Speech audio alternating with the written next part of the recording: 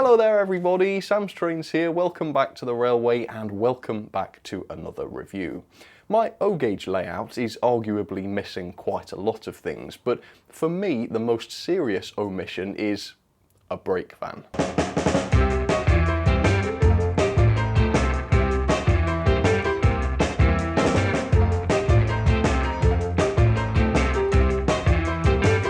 Today's brake van is produced by Dapol and it's relatively modern. I believe the model was first released in 2018, which of course means that the tooling at this point is still less than 5 years old. Anyway, here it is. This is the brake van. It is a Dapol BR 20-ton brake van, and Dapol have just released a whole new bunch of these in I think 7 or 8 different liveries. If you're interested in the other liveries and variations of this brake van, I will pop some affiliate links down in the description for you.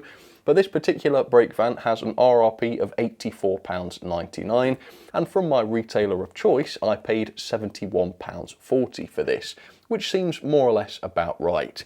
It's roughly the same price as the last piece of O-gauge rolling stock I looked at, that of course being the Ellis Clark press flow wagon, and let me tell you, if this is anything like that press flow in terms of its detail and its quality, then I'm going to be very, very pleased with this indeed. But never had an O-gauge brake van before. Let's crack into this. Well, no, let's gently open the box and see what we've got inside, and let's see what it's like. Here we go. As always, I have not yet opened the box for this brake van. I've saved that honour until I'm on camera. I've also not come across any review material for these brake vans as of yet, so this will be a completely fresh experience. First though, let me show you the end of the box. So my O-gauge layout is obviously not prototypical, so I just chose the one that I thought was the nicest looking. So that is 7F-200-012. It is a BR 20-ton brake van and it's B954768 bauxite/yellow with air brakes. But like I did say earlier on, quite a few of these to choose from if you're interested. So anyway, let's have a look inside. I'm guessing, well, if this is like the other Dapol wagons, it won't reveal too much, lifting the lid, and no, it doesn't. It did say on Hatton's when I bought this, DCC ready. So is that just saying analog, or is there going to be some sort of lighting inside this? If there's lighting, I would be very, very impressed. But this is Dapol. Dapol do that sort of thing. So yeah, it would be lovely if this had some sort of tail light or interior lighting. Would be awesome. Anyway, there it is, and yeah, this is the cool one with the yellow, well, what's it, the bauxite with the yellow stripe in the middle, where the ducket is there. So yeah, I like that, and yeah, it looks decent actually. The finish isn't particularly satin or anything, but of course these would be wooden in real life. They're not going to have the same shine as a metal-bodied wagon, so I guess that's okay. Now there is there's no instructional material at all, so I guess maybe that means there is no lighting on board. I guess it will be easy enough to tell because I'll just have a look and see if there's any pickups, and if not, then no, there's no lighting.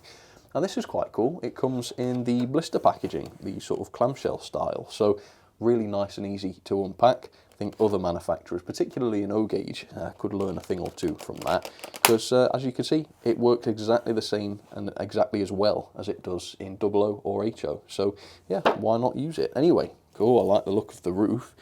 Does the roof come off? I'm not going to yank it, but oh, yeah, it seems loose. Is it supposed to be loose? I'm not sure, but I'm gonna persevere. Yeah, I think it is supposed to come off. Ah, okay. Well, that's disappointing. Dapol are usually really, really good for putting little details in, but unfortunately, this brake van is empty. But I guess they at least paid some attention to the interior. I mean, the fact that this roof is easy to remove means that at least you can detail it up yourself if you like. But no, from the factory, this is empty. That's unfortunate, I think, because this isn't dirt cheap or anything. So a bit of interior would have been really nice. Anyway, let's take a look and see what the exterior is like. I've got to say, it feels pretty heavy. Yeah, there's a fair bit of weight to this, and obviously it looks excellent. Now the sole bar and everything is unfortunately just plastic on this wagon.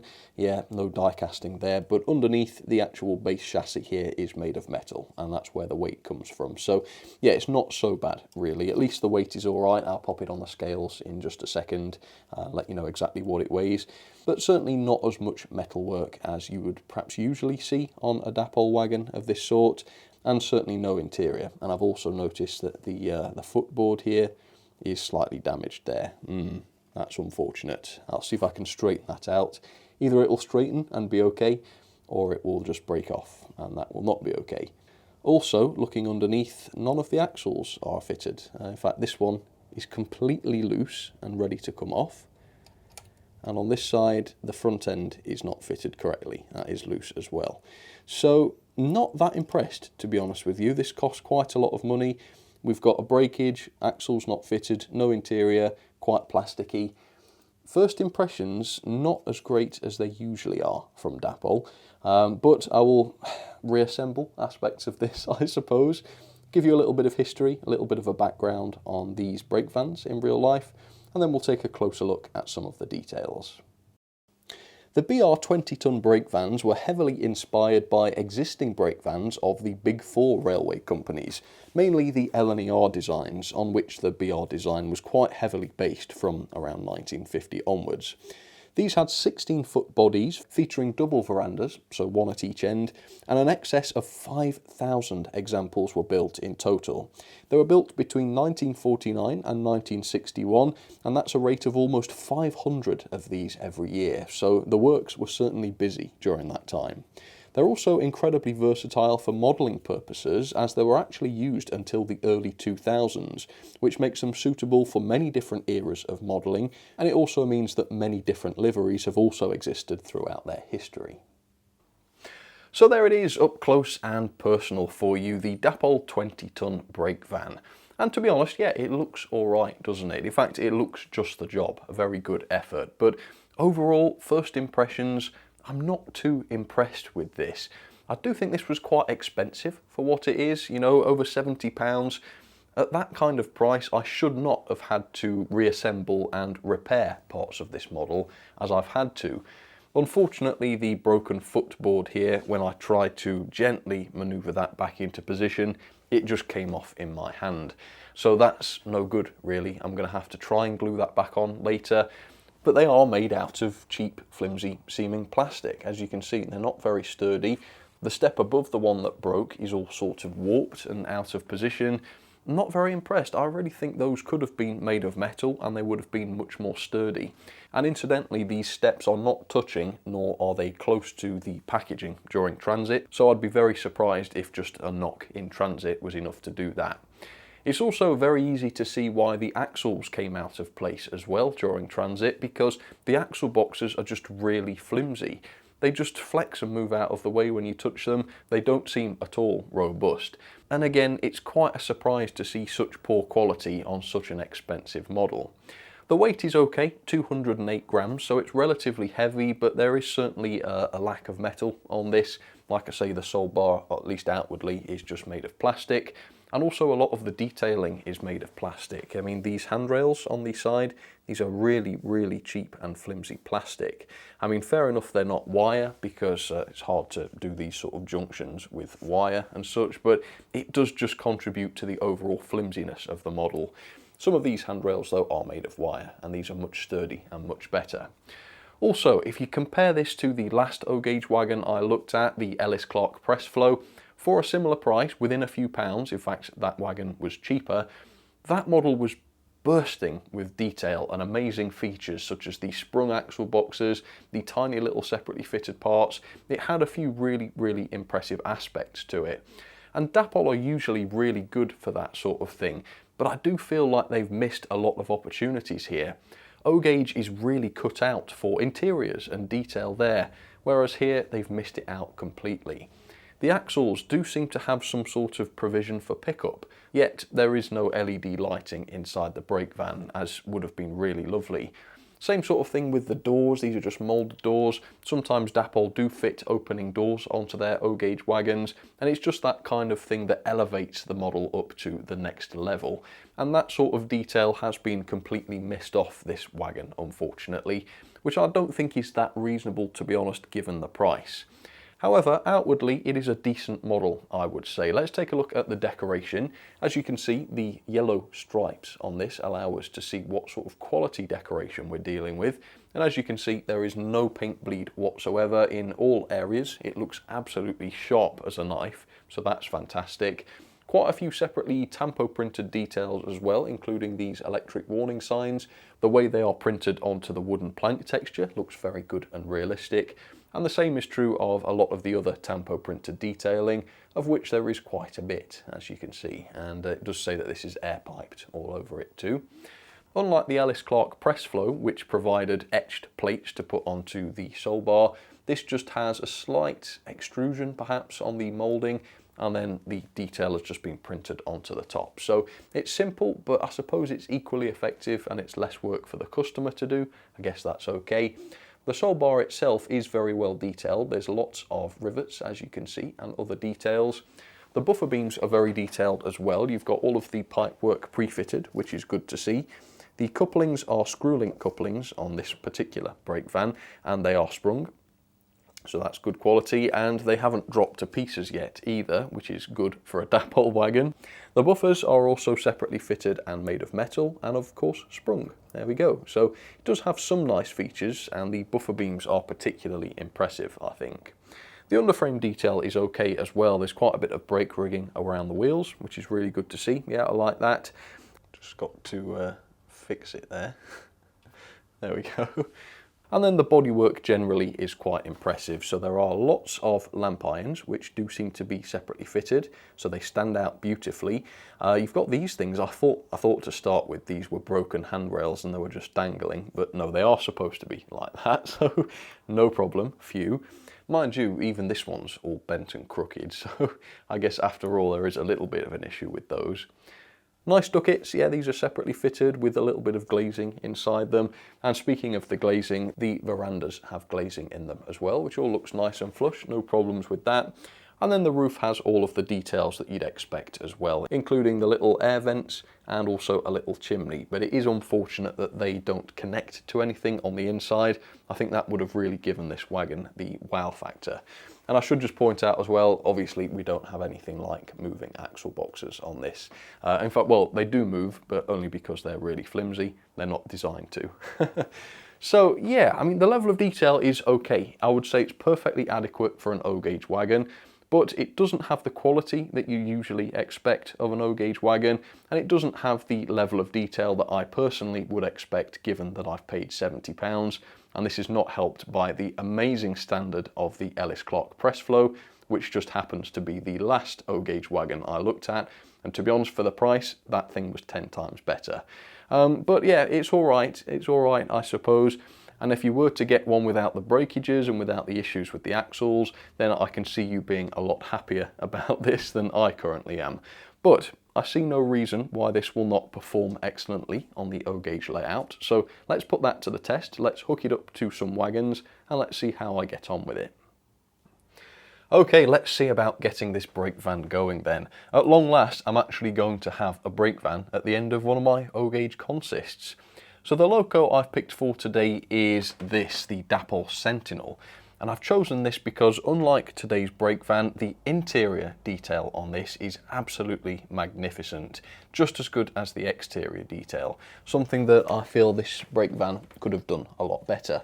But let's see what its performance is like. Let's have a go. Make sure I've got it on properly. Is it free rolling?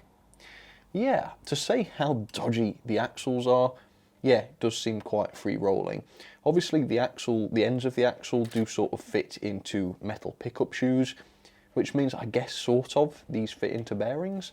I don't think they are technically intended as bearings, but I guess the metal surface is going to be smoother than a plastic one, so it kind of acts like a bearing.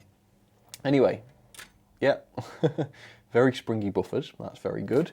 Okay, so I'm going to use the brake van's coupling to couple to the rest of the wagons, and again I always warn you that this could go horribly wrong. I think with the press flow I did it quite quick, so I'm probably owed a nightmare experience this time. Try once more, and then if not, I'll cut it out. There we go, second time lucky, I'll take that, it's not too bad. Okay, how does it look? How does it look? Yeah, it looks pretty decent, I have to say. Okay, off you go then, Sentinel. Let's see how it handles the points and such. Here we go.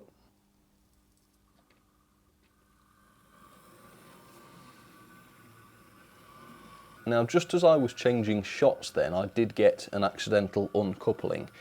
So I'll try that again on camera, see if I can reproduce it. So all I did was just change direction, really. Alright, seems like it's okay. Yeah, the coupling seems to be a little bit stiff. It doesn't just flop like a coupling really should. And so it just kind of came unhooked when the buffer's pushed up against it. But it doesn't seem to be doing that now, so hopefully that was just an unlucky incident. Yeah, definitely not doing it now. No, okay, false alarm. Right, let's take it over the points then. Just check that there's no buffer lock or any issues on the tighter radius section. Take it steady if possible. All seems to be okay. Steady, steady. I don't know why I'm saying steady, I can't actually see properly, so I'll just have to listen. There we go. All right, yeah, all seems good, doesn't it? Yeah, can't really complain with that. Let's enable the shuttle system then, and let's have a little run, just check how it performs around the other curves. All right, let's see then. So this is pretty tight. I think this is something like first radius, so pretty evil test. But as you can see, the coupling is long enough so that the buffers are not pulled together. So that is perfect. If you've got any sort of reasonably realistic curve, it's not going to be a problem. So that means that at least in one really important area, this model does perfectly. And that is, of course, performance. Yes, it does seem to perform perfectly. So that's pretty good. So all in all, I think this is all right, isn't it? It is far from the best O-gauge rolling stock I've ever looked at, but at least it looks good from the outside. It's very good and realistic, extremely detailed. A little bit pricey, I think, for what you get, and a little bit light on features for what you pay. But I'm certainly glad to have a brake van now, and it certainly does the job by the looks of things. So overall, no major complaints with this. Oh. So, it seems to have happened yet again. What is it with Dapol and their O-gauge couplings? Very often I've found something wrong. These are a little bit too stiff, and they do cause the occasional uncoupling, which is a little bit unsafe when it comes to brake vans. So, oh dear. Alright, let's have some ratings then for the Dapol 20-ton brake van. The level of detail in some ways was very impressive for me. In other ways, it was very disappointing. On the plus side, it has a great looking exterior, lots of separately fitted parts, very, very good decoration. Can't really fault the way this looks on the outside. But the big letdown for me was the complete lack of interior detail, complete lack of lights, and it didn't have any sort of special details such as opening doors or the sprung axle boxes, things that really would have made this very impressive. Features that Dapol and other O-gauge manufacturers quite often do present on these models, particularly at this sort of price.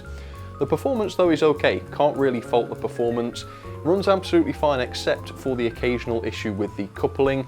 Because the couplings don't just flop like they would on a chain, let's say, and because they're a little bit stiffer than that, occasionally when you change direction, the brake just becomes uncoupled. And to overcome that, I've actually had to start using the coupling on the wagons rather than the coupling on the brake van. So it loses a point for that, but besides that, it seems to be perfectly free rolling, handles curves without any problems, the couplings are the right length. So yeah, good performance. The quality then, I've had to knock it down 3-star. In a few ways the build quality is very good, there's no visible glue, a lot of the parts are nice and straight. On the downside it's very plasticky body, to the point where some of the details are just breaking in transit. Very flimsy axle boxes, not the greatest quality in the world. So yeah, loses a couple of stars. Overall though, not the worst quality. Value for money then. This is a little bit more expensive by a couple of pounds than the Pressflow wagon from last time. Yet it's also a little bit less detailed and a little bit poorer quality. So I give the Pressflow 4-star, I'm going to knock this down to 3. Not the greatest value in the world, but compared with some other manufacturers of O-Gauge, I don't think it's too bad, but not the best we've ever seen. Overall then, that is 6.56 out of 10. Yeah, a few things let it down this time, unfortunately. But let's put that into the O-Gauge rolling stock logbook. And of course, yes, it is second place below the Pressflow. Good to see this logbook starting to fill up though, and I'll see what else I can find for this year. So there you go then folks, that is it for another O-Gauge review. You've been asking for them, so there it is again. And if there's anything else you'd like to see reviewed in O-Gauge, of course do let me know, because I'm always on the prowl for new things to review. But for now, I'll say thank you so much for watching. Comment down below, let me know what your thoughts on this model are, of course. And I will see you again very, very soon for some more videos. Alright, cheers folks, you take care.